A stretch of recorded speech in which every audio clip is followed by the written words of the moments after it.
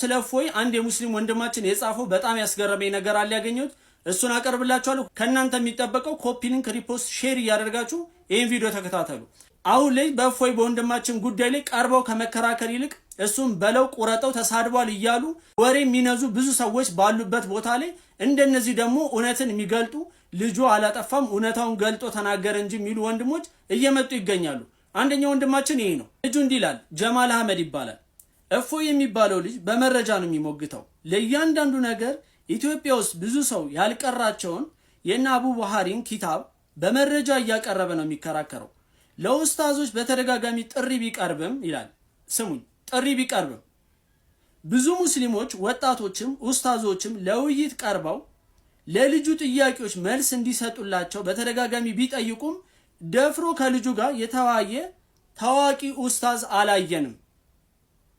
እነዛ እባካችሁ ቀርባችሁ ተወያዩና ለልጁ በቂ መልስ ስጡልን እየተባሉ ሲለመኑ ዝም ጭጭ ያሉ ኡስታዞች ዛሬ ላይ የጫጫታው መሪዎች ሆነዋል።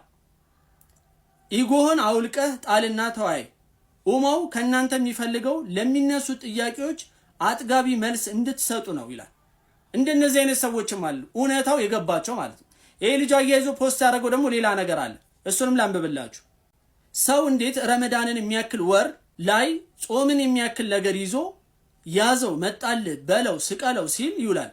ስከኑ፣ ዱዓ አድርጉ። ይህ ወር በዚህ ሁኔታ የምናሳልፈው ወር አይደለም። በግልም በአጠቃላይም በኡማው የመጣውን በልአ በዱዓ በኢባዳ የምናስተካክልበት ወደ አላህ የበለጠ የምንንቀሳቀስበት ጊዜ ነው። ተሳስተው ከሚያሳስቱ ሰዎች አላህ ይጠብቀን። ከፊት ሆነው እሳቱ ላይ ቤንዚል የሚያርከፈክፉ የኛ ሰዎችን ታው በሏቸው። አሁን ጊዜው አይደለም በሏቸው።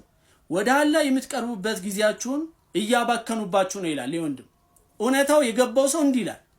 እፎይን ለተናገረው ነገር ለእያንዳንዱ በማስረጃ መጥቶ መወያየት የሚፈልግ ሰው ካለ ልጁ ዝግጁ ነው።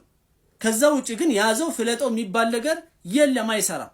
ካጠፋም እፎይ ይቀጣል። ከዛ ውጪ ግን ባላጠፋው ነገር ላይ ወንጅሎ ለማሸማቀቅ የሚካሄድበት መንገድ ትክክል አይደለም እያልን ስንጮ እየመጡ አንዳንዶቹ ሃይማኖታችን ተነክቷል የእሱ አባሪ ሆናችሁ ወይ ምናምን ይሏሉ። ይሄው እንግዲህ የነሱ ወገን የሆነው ወጥቶ እየጻፈ ነው። ነገ ከነገ ወዲያ ደግሞ እንዲሁ እውነታው የገባቸው ሰዎች እየወጡ ይጽፋሉ።